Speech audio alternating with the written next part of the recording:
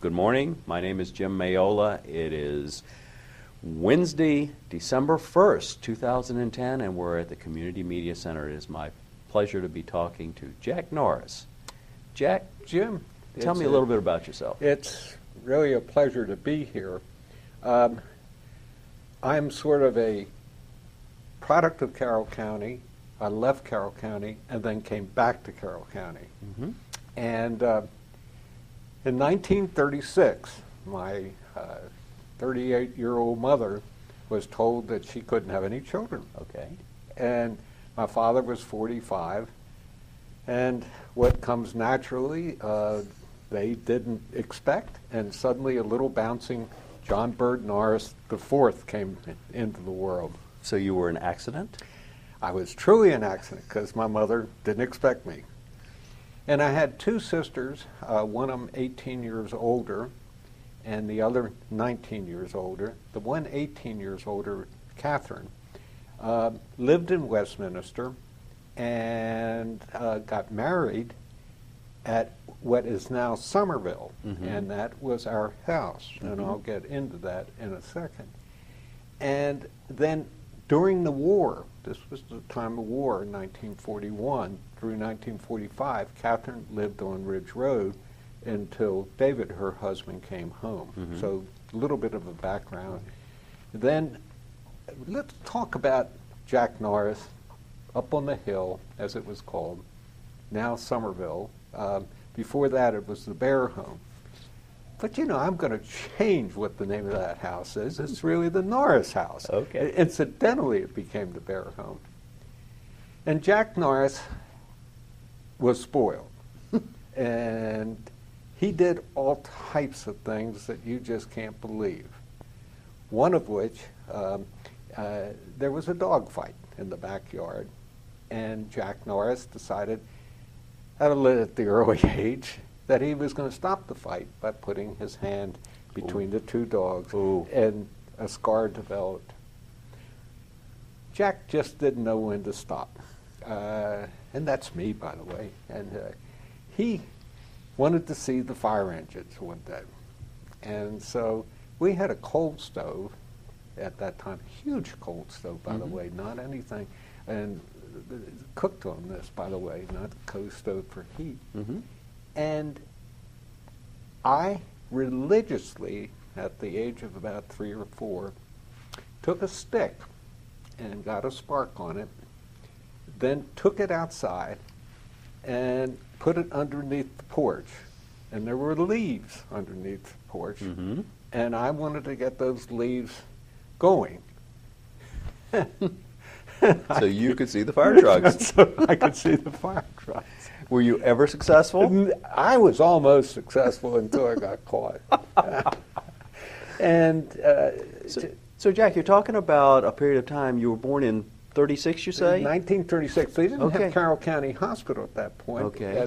My mother had to go to Baltimore. Okay, and you're growing up in the house that is now Somerville retirement home, right here in West, right on the hill. Right on the hill. In Westminster. It was the center portion of Somerville is basically the house they built on site. And that was interesting from a historical point of view. They tried to keep the integrity of the original architecture. Right. And but getting back to these... But so you grew up, you came of age then in the 40s. Yeah, so, up through 1942. In fact, I actually went to Westminster Elementary School for the first grade, for the first half of the first grade.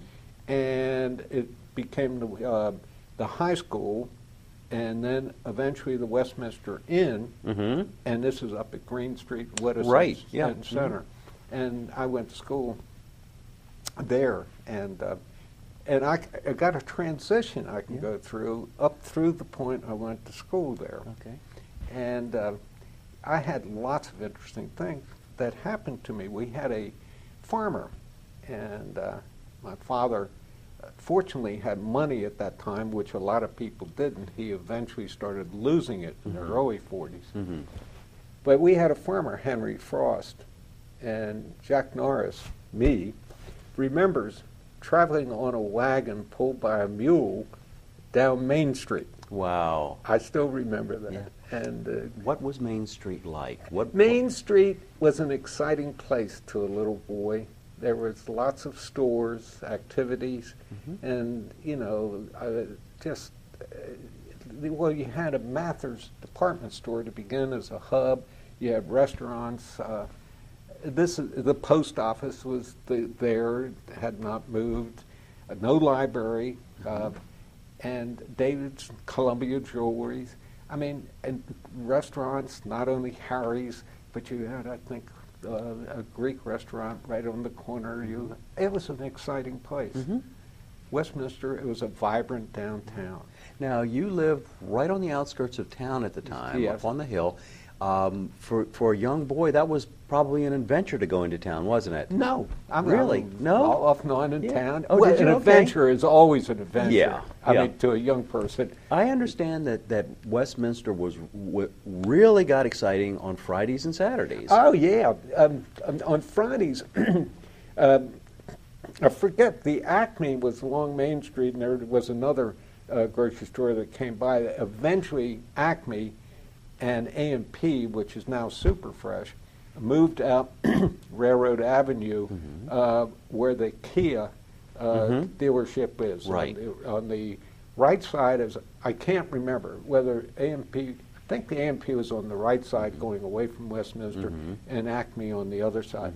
And Friday became alive because that's when people shopped. And they came into town from all over. Right. And in fact, those grocery stores closed on Sundays. No kidding. Yeah. In other words, grocery stores did not stay open. So Friday night was the key night, Right. when the farmers would come in. Sure. And the people would come into town. And we had one, there was, I've heard there were two movie theaters, but there was the State. The Carol didn't come in until about 1939, which was an Art Deco theater at the time. Okay. And it was an Art Deco style. But the State Theater was downtown, and that is what I remember as a child, going to the State Theater. And we had an African-American maid, and I would go downtown with the African-American maid, and I was honored because I sat in the balcony, and everybody else had to sit downstairs. Well, it wasn't really an honor, but to a little boy it was an honor. It was a shame in a sense because the African Americans couldn't sit down in the main auditorium. They had to sit on the balcony. Right. But to me, oh golly, I remember just sitting up there, and this theater was where I saw the cowboy movies and the cartoons and things like that. And it really wasn't until 1939 where you had two Walt Disney type movies come out right at the time. You had Fantasia, and this was the era of Gone with the Wind. Right. And that came to the Carol at that point. But I saw Dumbo, which was a great story. Oh, yeah. And this poor little baby elephant had big ears, and nobody liked that baby elephant. And you know, the little boy, Jack Norris, sitting there felt so sorry for Dumbo. Eventually, Dumbo flew and did all types of things and a happy ending. But that was my first Technicolor movie. So you had the State. As an adjunct to this, the African American community was not allowed to go into the Carol because they didn't have a balcony. Right. Wow. So Okay. you had basically one theater in town where the African American people could go. Now tell me about going to a movie theater at that time. What would it be like? Do you remember how much it cost? I can remember when I was 12, it was 36 cents. Okay. And And for 36 for 36 cents you could see. And what would you see for 36 cents? You would see a main feature and Okay. a cartoon and a Right. newsreel. Okay. So I would estimate that it was a nickel or a dime for a child Right. at that time frame. If Yeah. not only that, I don't even know if 5 and under could get in free. Right. But so let's say in Westminster, I remember the 12 cents because I was living in Baltimore. I mean 36 cents because Right. I was living in Baltimore at the time. And a cousin gave me 6 little packages of 36 cents when I was 12. And So you that could go to the at movies. as an adult. Yes. Wow. Yeah. So How that's neat. how Yeah. that's how Yeah. I'm familiar Yeah. with what the cost was. Sure. In those Great. days. Yeah. And Before we get away from it, Yeah. I just have to ask you this question. As your earliest memories of standing in front of the building that's now Somerville, yeah. what did it look like? When you looked out, when you stood on the porch and looked out, what would you see? It was a glorious, fantastic building. And to the right, there was not a big medical community. Mm-hmm. And to the left, there was an orchard without apartments. So it was all open space Right. on either side Mhm. of Somerville. And yes, there's a picture that I have of my sitting on the front porch, a big front porch with columns. Mm-hmm. And yes, it was a, And when you look straight ahead, you're looking down towards the Farm Museum where it is now, isn't it? yes, in Yeah. other words, as you look from Somerville, you look straight down Mm-hmm. where the Farm Yeah. Museum And that was the almshouse then, I guess. It was the almshouse. Okay. It wasn't until, I think Mr. Schaefer, I forget who it was that really, and the late Jimmy Shriver was involved in making the almshouse what it is now is the Right. Farm Museum. Right. And I think it was Mr. Schaefer, I can't Mhm. remember, but I don't remember all the details because I Mhm. wasn't living here when Mhm. that happened. But So you would look out your from the porch and you'd basically see rolling hills and farmland. It was glorious. As a little boy, I Yeah. still remember that. And My father, unfortunately, I hate to say this, but began what I call the rape of Westminster. And because he sold the property that he owned, Mhm. which is now the medical center where Right. Anchor Drug is. Okay. And then he sold the orchard on the other side. Mm-hmm. Now with apartment houses or Mhm. what else is on Sure. the side. Right. So, hate to give, hey, Dad, Yeah. can't help it. That's what you did. That's what happens, And, yeah. yeah, and he did. So that's it. But getting back to some of the other childhood memories of that place, my sisters were older, and this was around 1939. And one Christmas, I don't know whether the war. It was right. I think it was 1940, and I want to go to my sister's wedding, which was up there, and because that was an event I still remember. But I've even lost my train of thought. What was I? Where was I? We're talking 1939, Oh, okay. 1940. It was Christmas. Yes. Christmas Eve, and the most glorious time that a 4-year-old, 5-year-old could ever have. And Oh, did you gosh. watch that tape? Because what I did, I woke up. I couldn't sleep. I couldn't No, sleep. no. And I woke up and opened up every present underneath the Christmas tree, and then took my new tricycle that I had and rode it around. And by the time everybody got up in the morning, There's just wrapping paper everywhere. I mean, if my children had done that, I would have killed them. Now, did you get a whooping? I don't remember. You were having too much fun? Yeah, I had a ball. Oh, there's a Christmas to remember. Yeah, Oh, you yeah. spent the morning rewrapping presents. Yeah. Then there was a lady on Green Street, Mrs. Cowain, and she was had money, and she came from New York City or New York, right, up in the White Plains area. Miss Klein and Emma lived with Miss Klein, and she lived on Green Street where Fran and Paul Howe lived. Mhm. And, was it Fran and Hall? Whatever their last name was. And anyhow, she came in one day and bought me a sled Mm-hmm. and Christmas. And the dogs started barking. And here was this very sophisticated lady, and standing there. And I said, and the dogs really started annoying me, barking. I wish those sons of bitches would stop barking. And this woman, oh, did Jack say that? And how old were you? I was about 4 or 5. Oh, gosh. In fact, I did this. I put together a tape, and I went there and did a 45-minute presentation of my growing up, called "The Naughty Boy Returns," and I did this for the people who were living at Somerville. At Somerville, yeah. And Tell me about your sister's wedding. well, I was sort of chubby in those days, and once again spoiled rotten.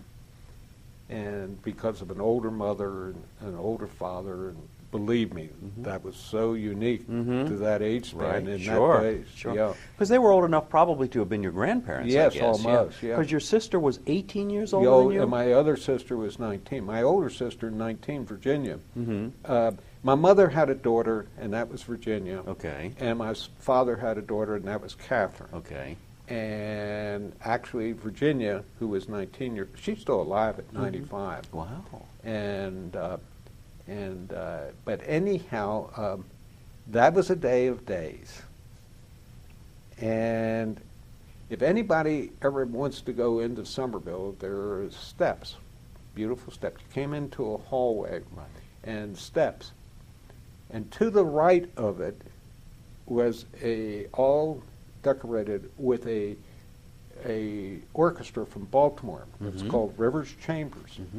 And Rivers Chambers was an all African-American orchestra. Right. And they traveled around to society functions all the way Ruxton and Guilford and all these places, and they were there playing. And I still remember my sister and my father coming down those steps. And, I don't remember much more of that other than I had a ball. And there was a hedge, and this hedge, in the backyard there was this hedge, and there was a beer keg there, and they were serving beer that day. And what I was doing is taking the cups filled with the beer and drinking the foam as I was delivering it to everybody, and everybody thought, isn't he cute? Isn't he cute? Yeah, and suddenly the maids at that point said, we think Jack's drunk. And Jack probably was. I was drunk. So you really enjoyed your sister's wedding. I had a ball. Yes. I had a ball. Sounds like it. And what year was this again? This is 1940.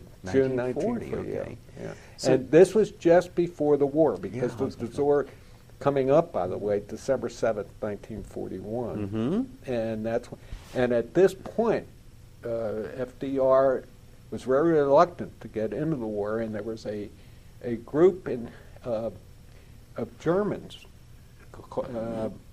and other conservatives, American First, and they didn't want America into war, even though the Germans at this point were invading Czechoslovakia and had just invaded Poland. And in June of 1940, the invasion of Britain.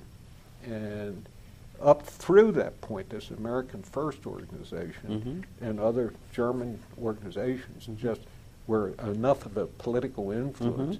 But it was the election of 1940, and Wendell Willkie ran against FDR. Right. And both of them, it was for the first time in the Republican agenda that they did not want a protectionist type meeting, and both of them were possibly to go to war. And this America First people, it had some interesting people in it. In fact, former President Jack Kennedy wrote an article for American First. And, and Charles Lindbergh. But anyhow, it's sort of a background.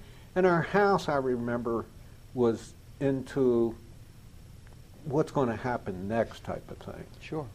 And this leads to another funny story. Yeah, okay. So December 7th, 1941, please watch time, because if you want to, I'll do a three-part series, okay? December 7th, 1941, the Japanese bombed Pearl Harbor, and of course thereafter, because of the alliance of Japan and Germany and Italy, then you had the United States on the side of France and Britain, and so you had the two sides, and we went to war. Soon after that, one night, in the big house, boom! And I remember my parents saying, "Oh my God, the Japs have bombed our house." And we went downstairs, and what had happened, the plaster had fallen down, and it had just made this terrific crash. No kidding. But anyhow, this was the story, that this plaster coming down, that my parents were thinking. It must have terrified your family. Yeah. What was it like in Westminster during World War II? You were a little boy, but what do you remember? I can't remember. The only thing I remember, we left here about 1942, 1943, and I remember I hated Japanese. I hated the Japanese, and much more so than Germans, and I don't know why. I mean, but I do, and I remember, what I do remember is I couldn't get my gumdrops and candy and things like that, and but one of my favorite toys at that point was a little cardboard pistol, and it had MacArthur on it, General MacArthur. And you pulled the trigger, and out flipped this little piece of paper on a string. Right. Kill a Jap. No kidding. Yeah, I still remember that. Wow. Yeah. And taking this thought process that we're now on, but it wasn't until 1947 on North Avenue that I remember, near where the Parkway Theater is. You're talking about in Baltimore? Huh? In Baltimore. In Baltimore, yeah. This is at Charles and North, and there was a theater called the Parkway. And I remember being in my grandfather's car, and they were selling gumdrops. And I just remembered I have to have a gumdrop. Right.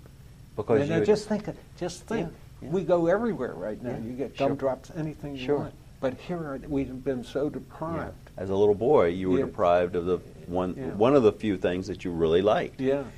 And so, but we went without gasoline. I mean, there were ration stamps. I don't know if Well, my father was very fortunate. He had a job with Ellicott Machine Corporation, and they were involved with dredging equipment, which is down in Westport in Baltimore. And he had he was able to get gas because he was in a military, a business that the military needed for cleaning of harbors and things like that. And I understand farmers often would get exemptions because but they had to grow crops and things. But I do remember that my dad could drive a car, but he took the train too, the Western Maryland Railroad. He took the Western Maryland Railroad from Westminster. Westminster down to Baltimore. Okay. And where did we get off? We got, I forget, Penn Station. Penn Station, sure. That's right. Or we didn't go to Hillen Station, and then he would go on over to Westport from there. And that began my love with the Western Maryland Railroad. I bet. And I'm a member of the Western Maryland Railroad Historical Society now, and actually have written an article growing up on the Western Maryland Railroad. Yeah. What was it like? Tell me about a trip on the train. It's the most exciting thing that could ever happen to a 4-year-old. Here we were at the now vacant lot where the Western Maryland, that was a shame, by the way, when the Westminster train station. Right. Because the Western Maryland, for a small regional line, built some gorgeous stations. But anyhow, you can't imagine. going to the station, the hump, going over Green Street, and coming down Green Street, and the hump was really high. Yeah. It was level, a little bit lower. Yeah. And I went, wee, wee, a little boy coming Yeah, down that sure. hump. Yeah. Yeah. And then we would go to the train station and pulled by a steam engine, and oh golly, it was exciting. I understand that train station was like the center of town. It was hustle and bustle all the time. It was because they had, in the 40s when I was here, they had 3 major trains to Baltimore and 3 major trains back. I don't think they had 4 at that time. What they did, they had a train that started in Elkins, Cumberland, and Hagerstown that went all the way through to Baltimore. They had the early morning local from Union Bridge, Okay. and that took people in and got them in Baltimore at Hillen Station by 8 o'clock. Then they had a Hagerstown-orientated train that came through about 10 o'clock in the morning. So you had, and then the train from Elkins came by, I don't know what time that got in here, but later on. Yeah. Then you had the 3 trains back in the evening. So you had 6 those are passenger trains Good now. passenger. Passenger trains going Yeah. in and out of Westminster every day. Every day. Going into Baltimore. So there were people from Westminster and the surrounding areas Yeah. that would commute into Yeah, Baltimore. but you really didn't have to travel far because that train stopped at Carrollton, Patapsco, Yeah, sure. Cannery, all the way into Glendon. And I understand it did other things. It carried, It carried the the mail milk, and the milk. Yeah. and Railroad Express. In other words, in order to transport luggage and items, let's say you're going to go to college, you used the Railroad Express company, and that's how. Even when I went to college in 1958, we used the Railroad Express agency to transport my college baggage up to Trinity College in Hartford, Connecticut. Okay, before we start to talk about college, I want you to tell me what it was like as a young boy to go to the train station and get on the train and take a Well, trip. I'm sort of Yeah, digress. that's okay. No, that's wonderful. Well, that train came in, and that engine huffing and puffing. And we're talking about a locomotive. Oh, Wow. and just, to a little boy, Yeah. and this massive hunk of metal coming Sure. in, and the,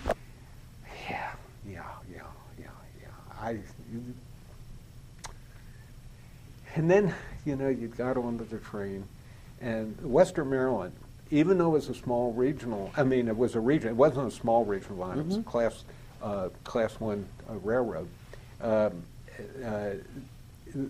they kept these cars immaculate. Yeah. And they had little white covers for the seats.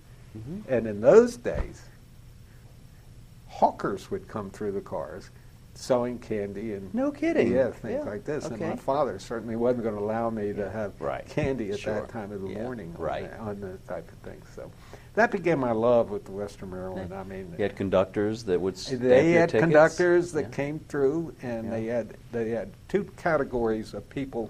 They had the engineer and the fireman, which you didn't see, and they had the trainman and the conductor that came through the trains. And the conductor collected the tickets, and the trainman took care of the other items, whatever necessary had to be done on Yeah. that. And then basically there were only 2 people on that, and coming through and collecting tickets. But as the train pulled out of Westminster, there was an egg cooperative right on the right side, and that's the little shopping center that is the one side of the shopping center is where the Cranberry Mall is, or whatever it's called right now. Right. And the other side would be the Antique Mall, and there was an egg cooperative there, and the train would pull out of there and go down and that was wonderful. I'll go in the second part of this. I'll talk about taking a trip on the Western Maryland all the way to Cumberland, and Well, tell me about, first of all, Yeah. tell me about going to Baltimore. What would you see?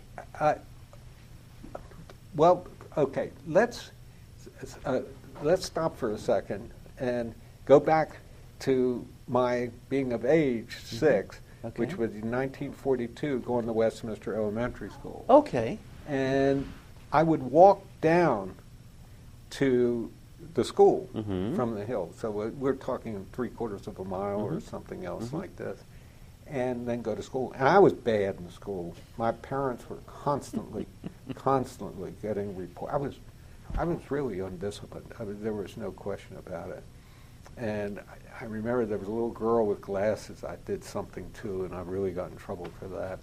And, oh yes, I even got kicked out of Fred's school in the first grade in Baltimore. And, Wow. And then the joy, I have to tell you, the joy I remember of those days was walking home in the winter, and it's hard to describe. There used to be a cleaner, GI cleaner, on the left, but right opposite that, there is a big field, like in an right now, I think there's an automobile dealership. There used to be the former Social Security. Right. There's We're some talking about on buildings. Green Street. Yes, Yeah, right okay. on Green Street. Mhm. And I would go in there, and in the winter it would freeze over, the water would, and I would slide around on my shoes. Mhm. And that used to be so much fun. And then I would walk up, and now Maggie's was called Zahn's. Okay. And Mrs. Zahn, I would go in and talk to Miss Zahn every day. Mhm. And I remember Miss Zahn. Yeah. I mean, Miss Zahn was a big, heavy-set woman. Mhm. And I would walk in. It was a beer joint. Yeah. And that's now it's Maggie's. And I would talk to Miss Zahn, and then I would go on back up on the hill and that thing. And then in 1942, my parents left, and we moved to Argonne Drive in Baltimore. Okay. And at that point, they put me in Friends School in Baltimore. And I was still undisciplined. So I didn't make it into the second grade at Friends School. I mean, that's pretty bad. I mean, That's pretty bad. And so my parents, thought with all their love and heart, they sent me to McDonough, Mhm. which was then a military school. Mhm. And that's where I ended up until the 8th grade. And I was an underachiever. I had a difficult time. Finally, I left there. But but my parents always kept a contact up here, Mhm. and eventually moving back here until 1958. Mhm. And I don't think it's necessary to get into my McDonough years and Yeah, no. high school years. Yeah. I don't think it's germane Yeah. to what we're trying to Right. do here. Sure. But they would come up here on Mhm. occasion, and they would see Carol Shook. This is Kenny Shook's. Carol and Kenny Shook's parents, Dr. and Mrs. Jeanette, and they would come up and see them. They'd come up and see Babs Thomas, Sanford Huff, who was Senator Sanford Huff. Mhm. And so they kept up their Doris and John Woods, and they would come up here. I maintained a relationship with Doris and John Woods' child. Her name was Carol Lee Woods, and she later became Brian McIntyre. In fact, she was at Somerville when I did the presentation, which is sad. But so they kept up the contact over the years to the eventuality that they came back here. And they came back here, I think, about 1957, 58. Mhm. And let's look at the time. Now we'll do this for 45 minutes, okay? Yeah, and so in the meantime, I kept this love with the Western Maryland Railroad. Mhm. And my father took me down one time to Hillen Station in Baltimore, where the Sun Papers big manufacturing plant is. Mhm. And we went up to the ticket counter and said we wanted a ticket to Cumberland. Well, the B&O leaving Camden Station could get to Cumberland in 5 hours, let's say. Yeah.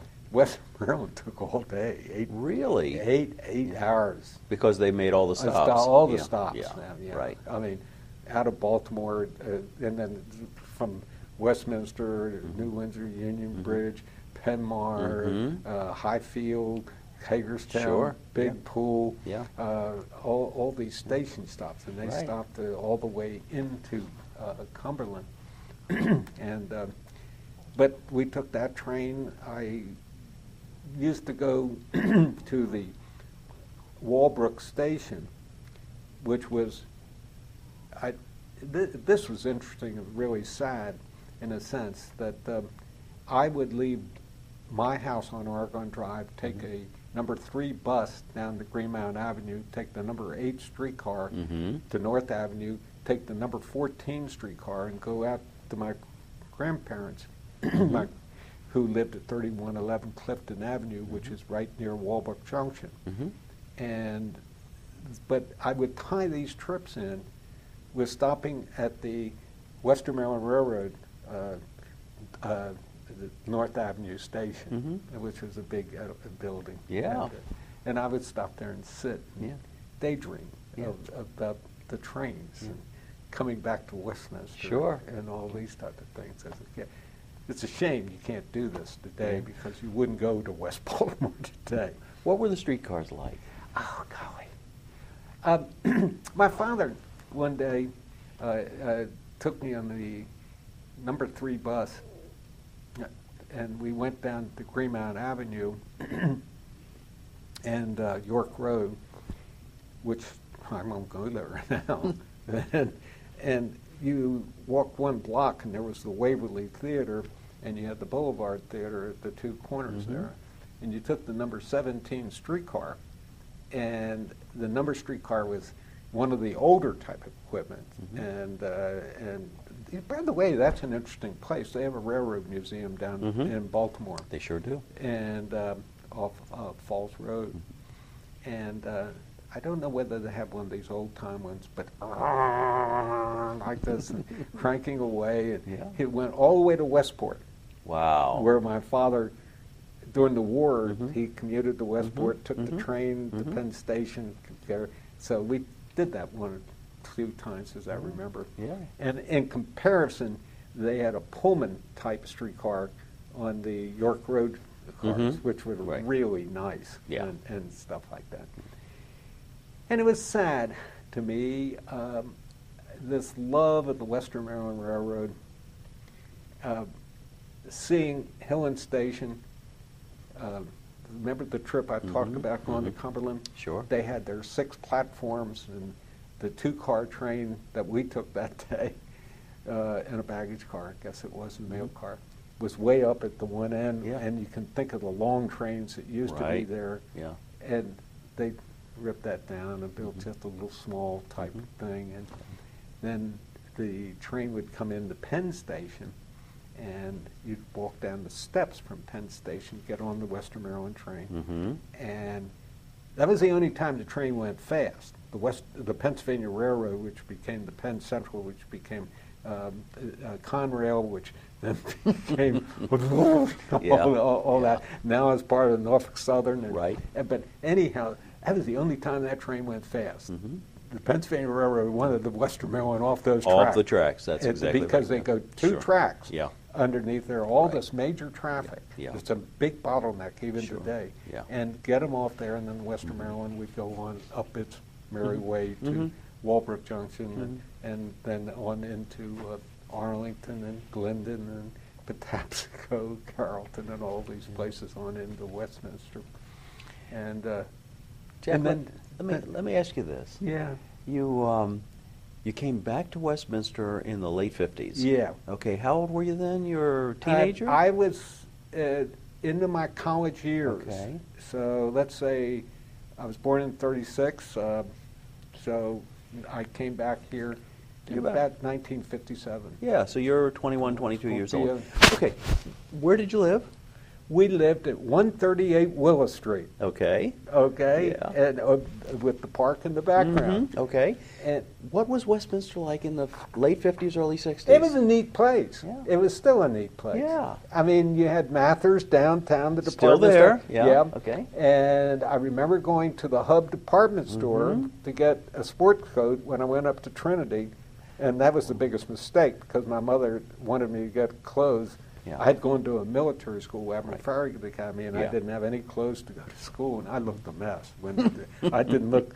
Trinity was sort of a Ivy League, sophisticated school, and here I show up with a scrambled egg, a yellow coat, and we got it to the hub. I remember that, the downstairs, and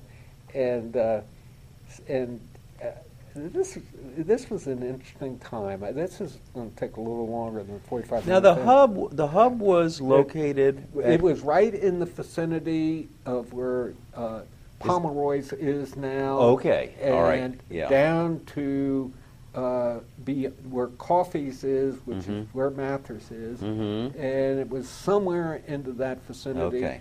It might have been up a couple buildings, but it was into that facility. This was a major place. This is where farmers went to get shoes and things like that. Yeah. And there were 2 shoe repair places.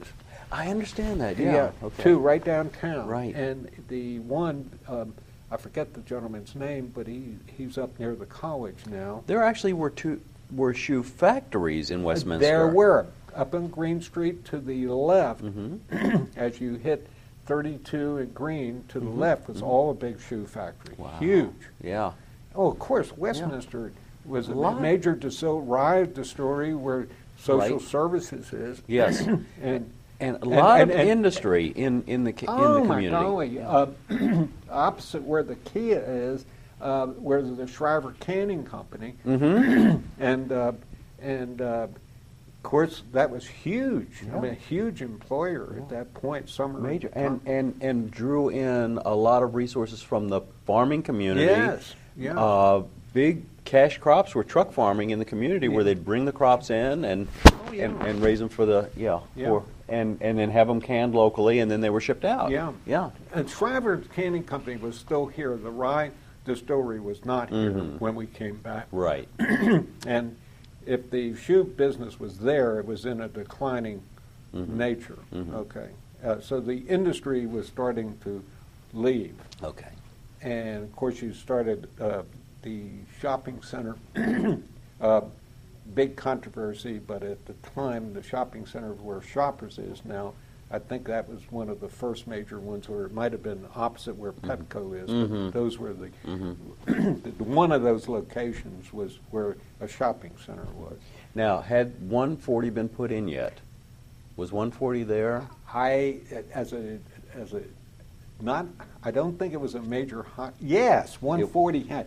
140 had, when I came back in the, at that time frame, 140 was all the way down. Yeah, because it came in like 54, 55, around that time. Yeah. So 140 was there, but there was no buildup then. I understand the road was just, you could just get on it and drive. You could. No stoplights, just, it was just 795 didn't exist. Yeah, right. You had to go to Reisterstown Road, and that's how you got to Baltimore, going down Reisterstown Road. Interesting. Yeah.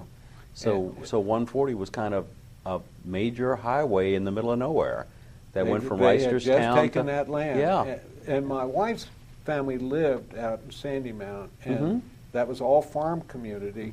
And then my wife's family, where she lived on Old Westminster Pike, overlooked that eventually became 140. Right. Allen is the fellow whose family owned it. I can't remember his last name at this point, but he owned that factory. But So what kind of changes had you seen? Growing up in the late 30s, early 40s, there was one kind of downtown. Now we're in the 50s and the 60s. Downtown that was changing. See, you still, even in those days, you had the Blue Ridge lines, and then eventually Rohrbaugh, which would take people to Baltimore. Blue Ridge lines, and from Hampstead had fantastic service. They had 3 buses a day on trailways up to Pittsburgh and Baltimore.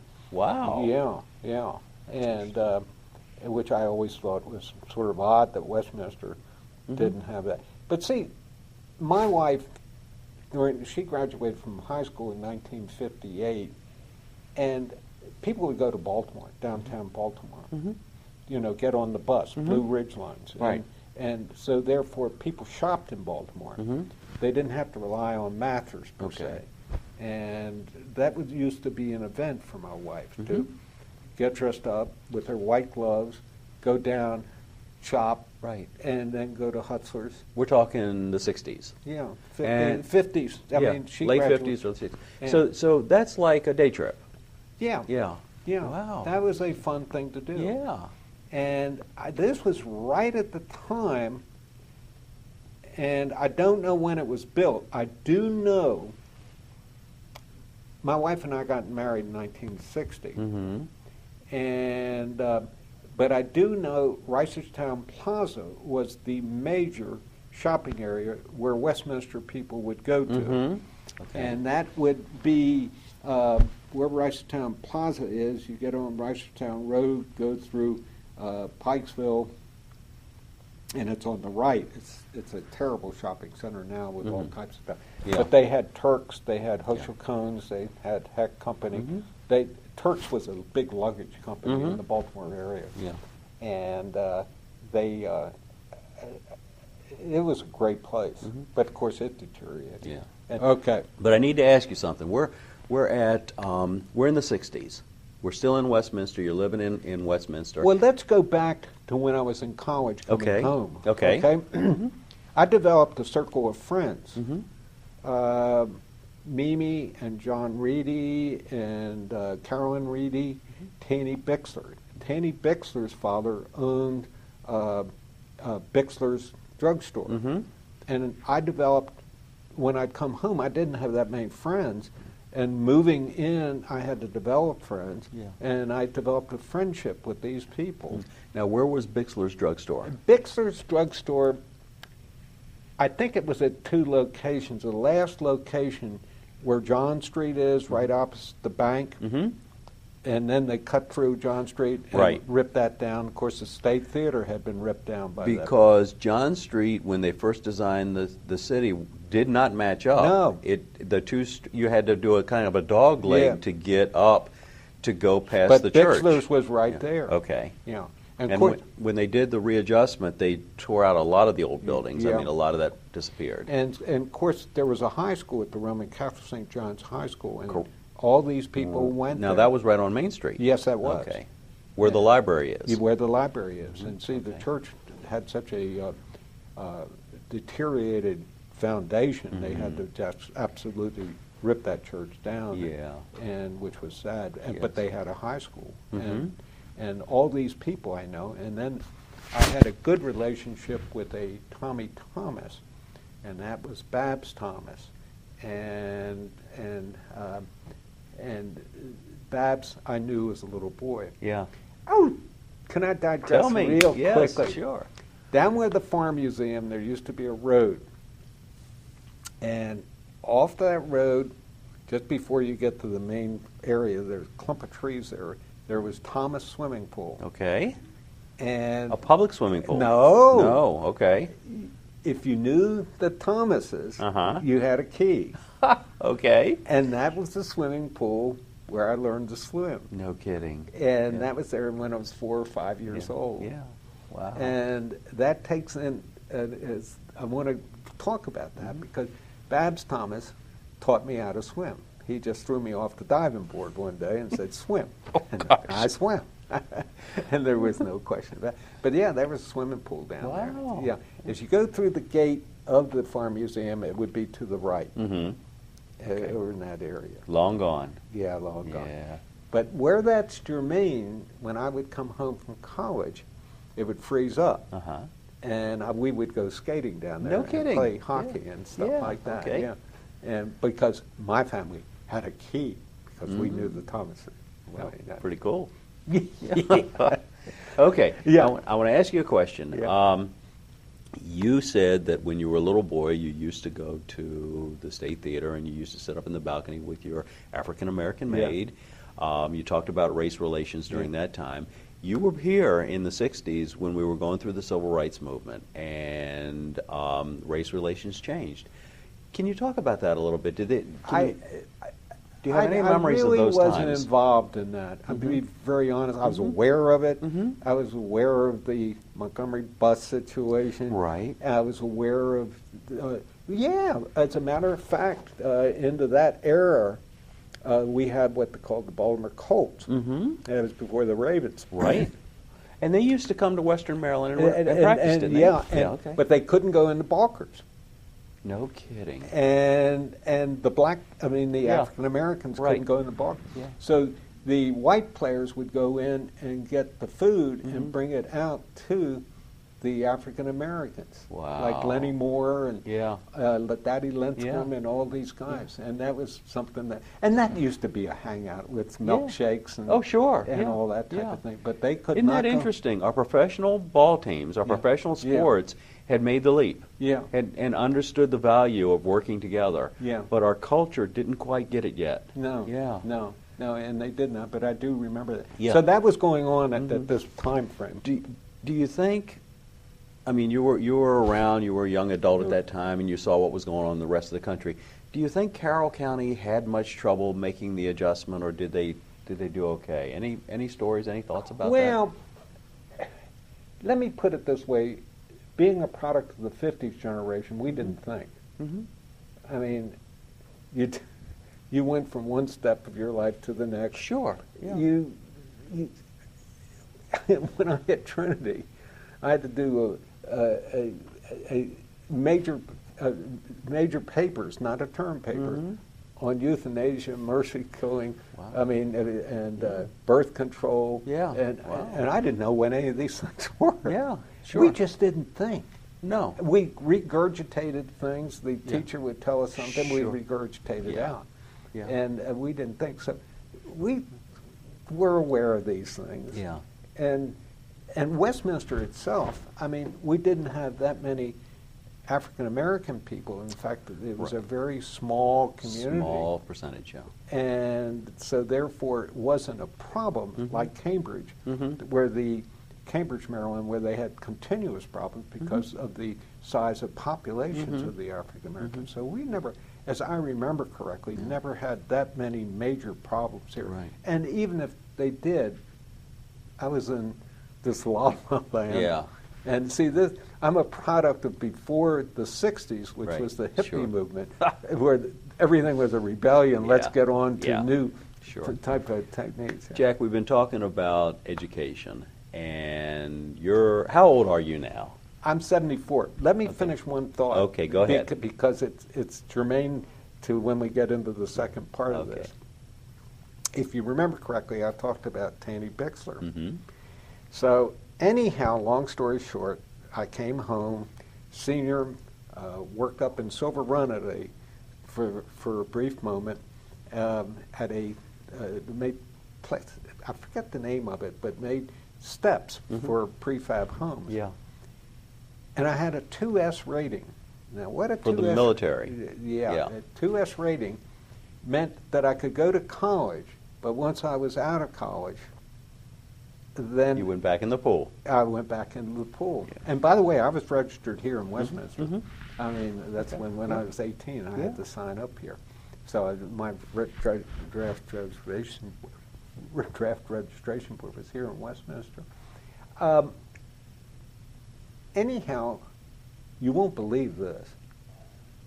I turned down a full fellowship to the University of Maryland. Really? I was going to be a dorm counselor because of my record at Trinity, where I went. I was active at Trinity in sports, and junior executive council, whatever it was. Full fellowship, books. I got a salary. Wow. All tuition. I turned it down to enlist in the Army. Really? And because of this 2S. Now, you could get out of it by getting married, but it was such a daunting type of impression on my mind that, daunting, I don't know whether that's the word, but it was such, I couldn't get it out of my system. And one day I said, I can't take it anymore. I'm going to still have to face this. Because I wasn't thinking in terms of marriage at that Right. point. And you knew you had an obligation to the military. Yeah. And so you enlisted. I enlisted. And you can fault me at this point, but I couldn't even read the big E on the eye chart. Oh, no. You know, it went like this. Yeah. But anyhow, I went in the Army. And the people, remember I talked about the Reedies and these people Sure. and stuff like this? It was Tanny Bixler that I called 3 years later, and she had at this point grown, and she's 19, and said, I'm back home. What had happened to me, I'd have gone to Army OCS and got my commission. And so I went from enlisted man to Army OCS is a chance for somebody who's an enlisted person to become an officer.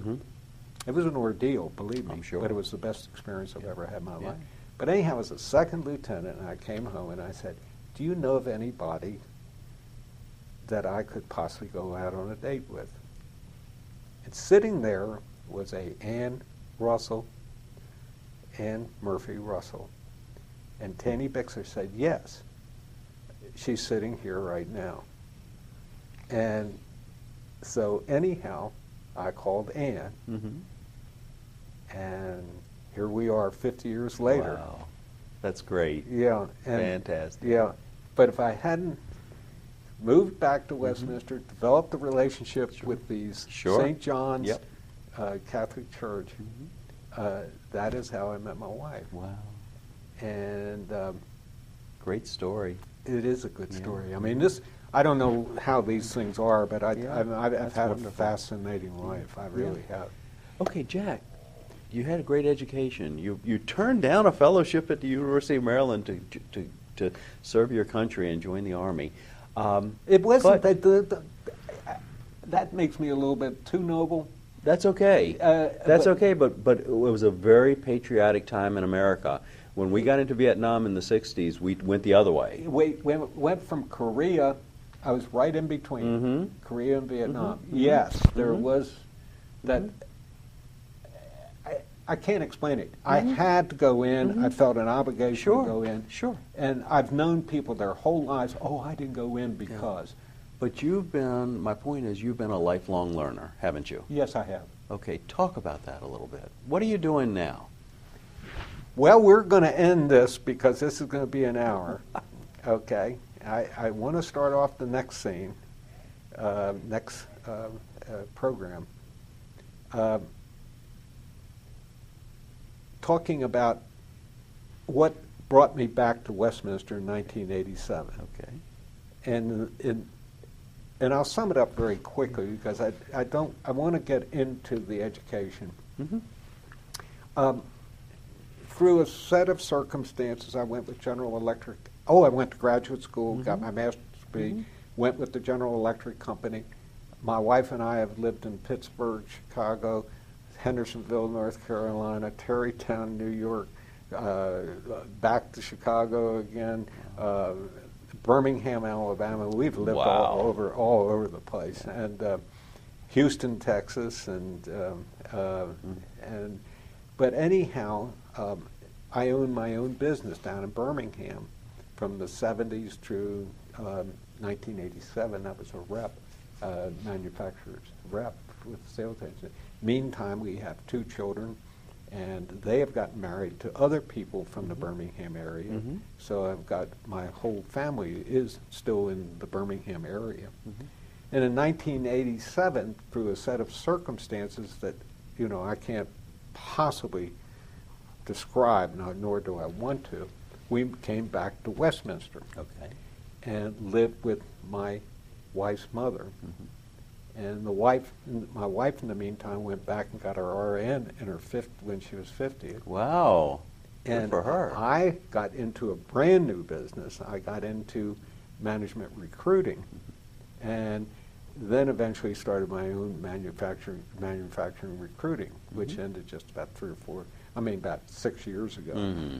So ended at that point with my returning back to Westminster, and how I have, and this is something I want to get out to the community, how I reinvented myself as a 74-year-old man, and I went back to college. Mm-hmm.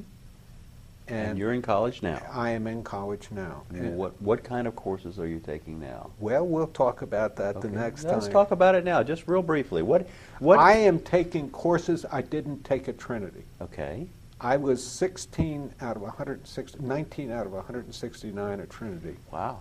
And I was Pi Gamma Nu, National Social Science Honorary Fraternity. Mm-hmm. And I took required courses, but I avoided certain courses. Mm-hmm. Like this term, I've taken a philosophy course. Okay. And I'm taking courses I didn't take. I'm going to take a music course. Now, are you doing this just for your own edification? But it's turned into something more. Okay. So have you decided what you want to be when you grow up?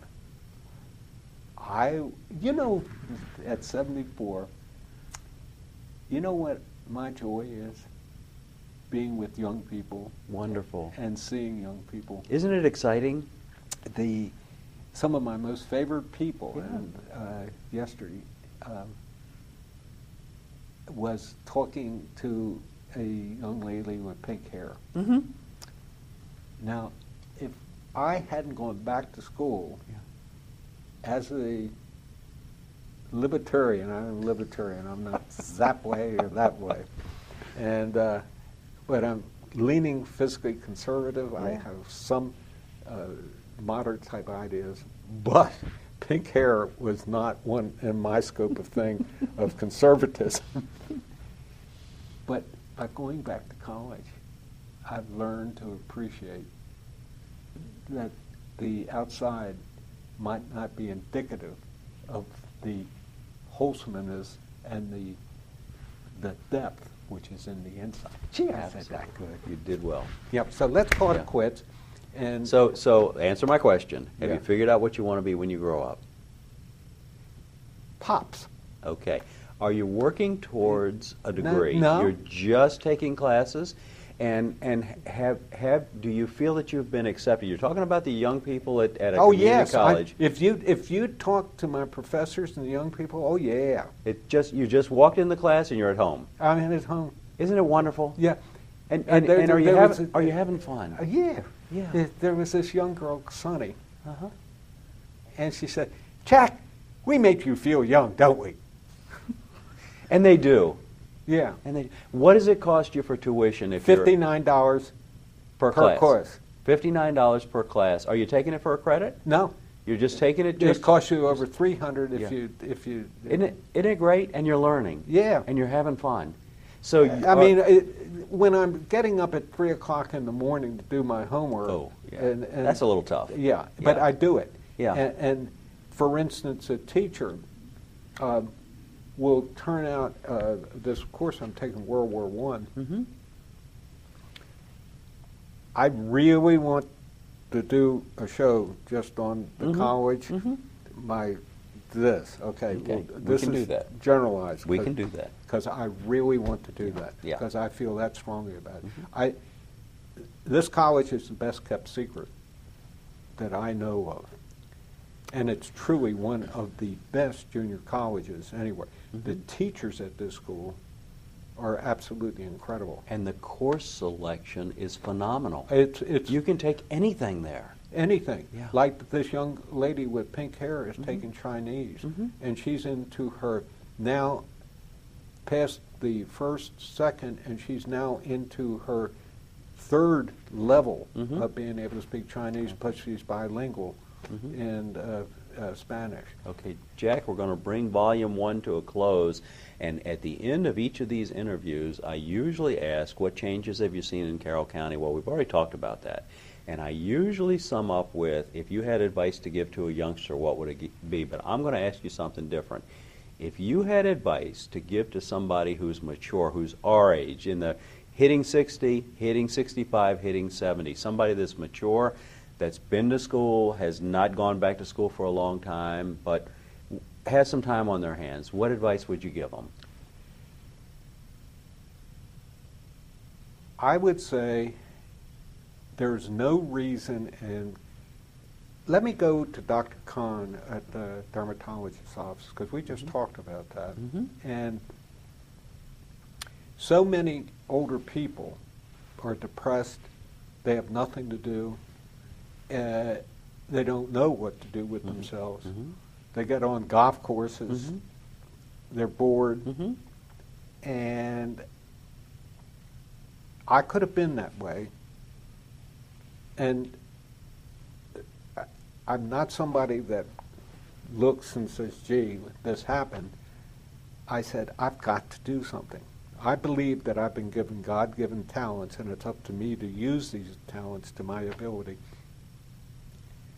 I said, I'm going back to school. Now, I'm in a school in this area, but somebody else could go to school in that area. Sure. Somebody else could go to school in that area. And my thing is, you can have fun going back to school at a very reasonable price. It's $59. Yeah. That's terrific entertainment. And my whole days on Monday, Tuesday, Wednesday, and Thursday are geared into going to school. In the meantime, I get this done, that done. And you know, you don't have to be a full-time student. No! If you have 2 hours a week that you know at a certain time that you can go, you look at the schedule and pick something that you like and take that one class and just don't jump in all at once. Ease your way in. Yeah. Yeah. I started out taking Civil War history with a Dr. Robert Young. Because you were interested. I was interested. Yeah. And I took Spanish, and because I had 3 years of college Spanish, I'm having difficulty with Spanish with my hearing. And so I said, you know, that's almost a waste of time. Even though I was picking up on it, I couldn't understand it. Right. So why was I going to go on? But I can say this, and we're going to spend time, because I really want to talk. This Dr. Young, who's head of the history department, philosophy department, Spanish department, with all of this, is perhaps one of the best teachers I've ever had. And I have a master's degree, so and to think that Carroll County has this type of individual, you can't, it's mind-boggling. And this course was followed up by the rise and fall of the Third Reich. I was interested in, the teacher there, a fellow named Mr. Tom Hoekstra. We're going to, I want to be redundant when we do, be the one next time on this. This is mind-boggling, even to somebody like yourself, to see all you do. I'm into this class, and suddenly our class is being filmed by an Austrian film crew and a Johns Hopkins University film crew. Wow. And I'm saying I've never had an experience like this. Amazing. Yeah. For a documentary. For a it's going to be more than a documentary. And the documentary's on a fellow named Leo Bretholz, Bretholz, who is a Jewish Holocaust survivor, but not in the true sense. He never got to Auschwitz. He had a Steve McQueen existence, leaping off trains, going through barbed wire, leaving prisons, getting into the French resistance. And amazing. And so this documentary is supposed to be coming out soon. And I'm sitting in this class, and suddenly I said, and really learning. I mean, the teacher gave out 50 questions. 8 are going to be on the exam. I did all 50 questions. I mean, that takes time. Sure. And because I was so interested in this class. And I'm sitting there with part of this. And I couldn't believe that I'm here. Well, long story short of it, I made daggone sure that the college got publicity. So I called up the Carroll County Times. Well, they came out. Penny Reardon, she's no longer there. But they came out, and Leo Bretholz speaks to college every year and has been for 9 years. they did something on his coming out to speak, Right. but not the documentary. Yeah. Wow. So then I wrote a letter to the editor about how wonderful this was that Yeah. our class is being involved. And I'm not bragging at this point, but if you can imagine an old man, in one of my philosophy courses, I've learned this year that I've got the outside appearance and I've got the inner self. Well, the outside's old man, inner side is 25, and acting like a fool possibly. But and so anyhow, I was so enthusiastic when this film crew was in there. They came back another time Great. to film our school. And what this documentary is somehow telling this man's story, Leo Bethel, and also what he's doing by speaking to high schools and Carroll Community, not Harvard University, not Princeton, not University of Chicago, Carroll Community College, and Tom Hoekstra being a part of this documentary. That's great. And so I said, boy, it's going to get there. So I called the education director of the Baltimore Sun. Yeah. And my enthusiasm brought the Sun out. Wow. And I don't know whether I showed you the article, but the article had been written, but the fact that I had called up with such enthusiasm brought them out again. Yeah. And all the other schools that were filmed and ours was the only one that hit the Sun papers. Wow. And it showed the pictures of our class. Sure. Can you imagine that type of publicity? The community college could spend a fortune and not get this type of thing. And I'm going to leave that. Okay. And so anyhow, I didn't know this was set up, but and I put together a notebook, and I just given the college a notebook of all this thing, because I think it's something, because the documentary's coming out, and it's done by a 4-time Oscar-winning director. There I am, sitting in the class. Of course, I'm very humble, you can tell that. And this film, this camera zeroes in on me, and the teacher asked me a question, and I ad-lib. Retake, we didn't get the sound. So they came back and did the same thing, and there I am.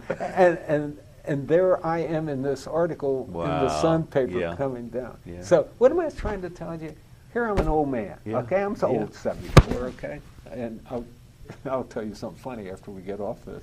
So your advice to somebody... Get involved. Get involved. Never stop learning. Yes, and have fun. Yeah, if you go to the college, and they're like this one old man that goes to the college, he tries to show everybody how smart he is. Yeah. I don't do that. Yeah.